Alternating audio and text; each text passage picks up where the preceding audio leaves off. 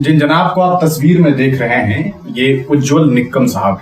इन्हें आज राष्ट्रपति महोदया के द्वारा राज्यसभा का सांसद मनोनीत किया गया है, यानी कि इन्हें राज्यसभा का सांसद बनाया गया। अब आप सोच रहे होंगे कि क्यों, किस बिना पर। तो यकीनन इनके अंदर कोई ना कोई क्वालिटी होगी, कोई ना कोई खासियत होगी, तभी इन्हें जो है सदन का मेंबर बनाया जा रहा है, यानी कि सदन के हिस्सा होंगे और सदन में बैठेंगे, अपनी बात रख सकेंगे।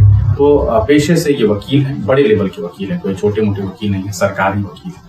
अब इनके बारे में एक कहानी आपको बता दें। कहानी क्या है? सच है, जो सच आपको जानना चाहिए। उसके बाद आप तय करेंगे कि आखिरकार उज्जवल साहब को इतना बड़ा पद कैसे मिला। मामला आपको याद होगा कि एक बार महाराष्ट्र के मुंबई के ताज होटल में एक बहुत बड़ा आतंकवादी हमला हुआ। इस हमले के बीच आपने देखा कि अजमल कसाब को गिरफ्तार किया गया। अजमल कसाब को फांसी भी बाद में भारत सरकार ने, यानी कि भारत के न्यायालय ने दी।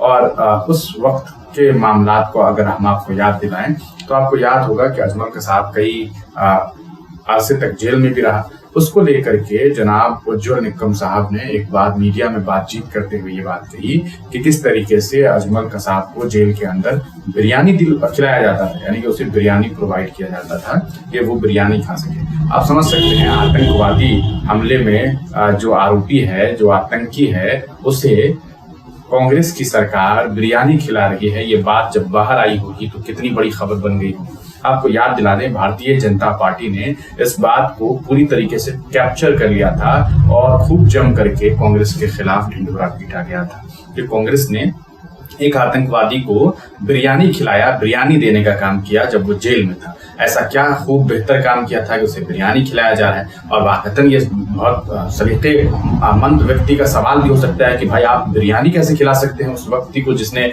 हमला किया हो, जिसने मासूम लोगों को मारा हो, जिसने बेकसूरों को मारा हो। लेकिन क्या आप जानते हैं कि उन्हीं उज्जवल निक्कम साहब ने बाद में मीडिया में ये बात कही कि मैंने झूठ बोला।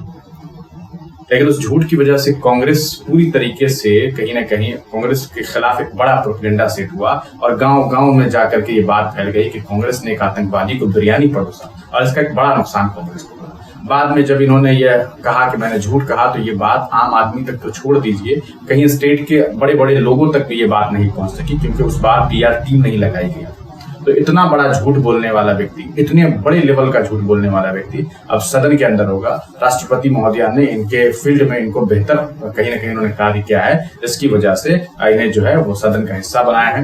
प्रदेश के प्रधानमंत्री नरेंद्र मोदी ने भी इन्हें बधाई दी है ट्वीट करके कि लीगल कार्यों में इन्होंने अपना एक अहम योगदान दिया है और आने वाले वक्त में ये बहुत बेहतर काम करेंगे। आपका इनके बारे में क्या ख्याल है और राष्ट्रपति महोदया के इस फैसले को आप किस तरीके से देखते हैं? अपनी राय कमेंट सेक्शन में जरूर लिखिए। बहुत बहुत शुक्रिया। चैनल पर नए हैं तो सब्सक्राइब जरूर करें।